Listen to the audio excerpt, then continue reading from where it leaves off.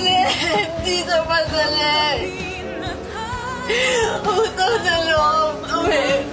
Ilayo niyo na ako dito. Ilayo niyo na ako sa kanya. Malayong malayo sa kanya.